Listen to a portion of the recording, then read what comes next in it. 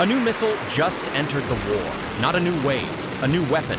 By the IRGC's own account, the 54th wave of Operation True Promise 4 marked the first wartime use of Sejjil missiles in this conflict.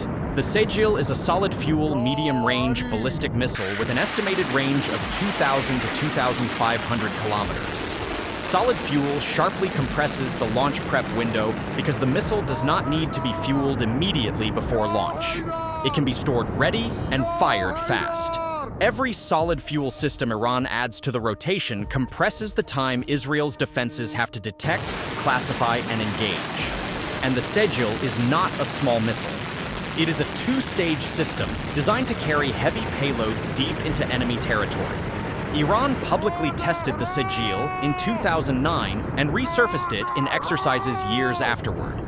Its appearance now in a live conflict suggests Tehran chose this moment to cross from testing to combat use. The IRGC framed the 54th wave as the first round of retaliation for workers killed at civilian factories in Iran during recent attacks. That framing is deliberate, not retaliation for military losses, not retaliation for commanders killed, retaliation for factory workers, civilians.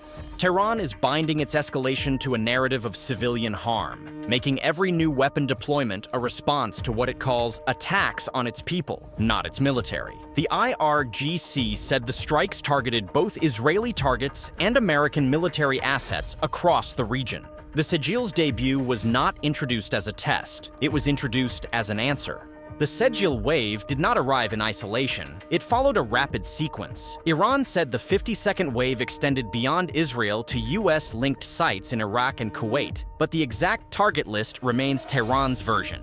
What is visible from broader reporting is that the campaign's geographic reach now spans multiple countries in every wave. The logistics required to launch across that range suggest operational planning that has been building since the war began. Wave 53 went further. Iran said it used Fatah missiles, which Tehran describes as hypersonic, alongside Qatar ballistic missiles and drones targeting US forces at Al Dhafra Air Base in the UAE. Iran said Al Dhafra played a support and intelligence role in operations against Iranian territory. Israeli command and control centers were also claimed as targets. The weapon mix is escalating wave by wave. Fatah missiles, described by Iran as hypersonic, would represent a class of weapon designed to maneuver during flight and evade interception. Whether Iran's hypersonic claims hold up under independent scrutiny is an open question, but the declared intent to field weapons that interceptors cannot catch is consistent with a campaign designed to exhaust Israel's defenses by outpacing them.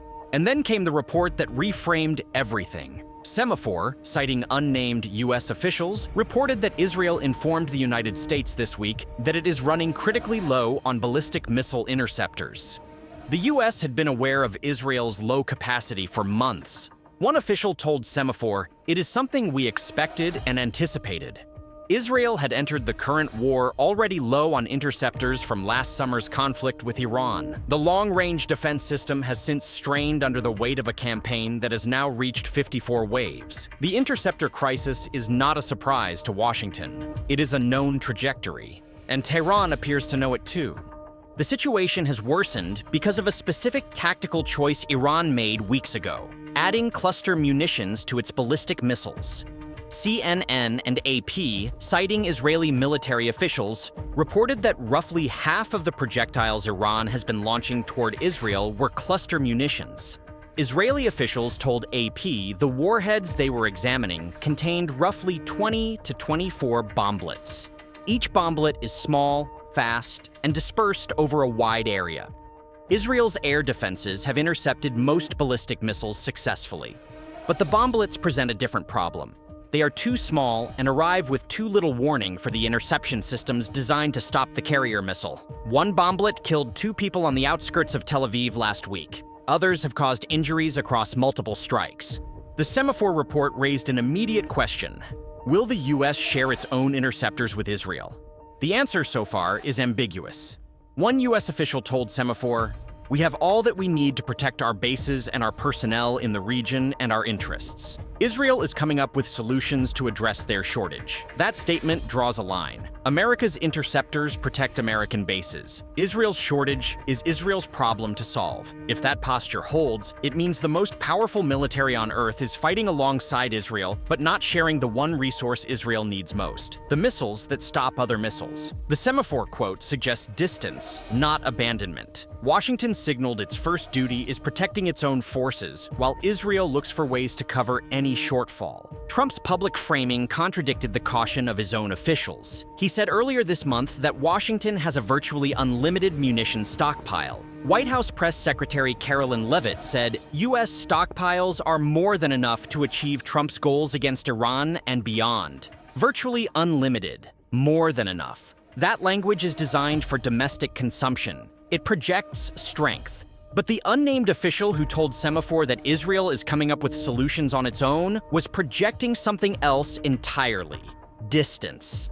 The gap between Trump's rhetoric and the operational reality described by his own officials is now visible in the Interceptor numbers. Return to the cluster munitions. Half of all ballistic missiles. That is not an occasional tactic. That is a systematic decision to turn every missile into a weapon that the defense system can only partially stop. Intercept the carrier, and the bomblets still scatter. Miss the carrier, and the bomblets scatter with even more force. Israel has fighter jets that can engage incoming missiles. It has early warning systems that give civilians time to reach shelters. But shelters protect people. They do not protect infrastructure, vehicles, roads, or the open spaces where bomblets land and detonate. A Sejjil launch would already matter because of its solid fuel profile and compressed detection window. But there is no independent basis to say this particular missile carried cluster sub-munitions. The cluster threat comes from other Iranian systems already in the rotation. Israel's Defense Minister Katz framed the moment in existential terms. The confrontation with Iran is now escalating significantly and entering the decisive stage that will persist for as long as it is required, he said. He praised Trump for what he called the severe blow the U.S. military dealt to Iranian oil facilities, and said the Israeli Air Force continues powerful waves of attacks in Tehran and throughout Iran. He said Iran would be met with strong, unyielding, uncompromising, steel-like resolve. But resolve without interceptors is resolve on a timer. And the timer is set by the pace of Iranian launches, not by the rhetoric of Israeli officials. Every wave that Iran fires costs Israel a finite number of interceptors that take months to manufacture and cannot be replaced at the rate they are being consumed. The math is not complicated. It is merciless. If consumption exceeds production, the stockpile reaches zero. And zero interceptors means the next missile arrives without opposition. By Tehran's own wave count, the campaign's rhetoric and claimed weapon mix are escalating. But that step-by-step ladder has not been independently mapped in full. What is visible is the trend. Heavier warheads, newer missile families, broader geographic reach, wave after wave. The escalation curve, at least in Iran's telling, is steepening. Each wave introduces a weapon that makes the defensive problem harder, and the defense is running out of the one thing it needs to keep solving that problem: interceptors.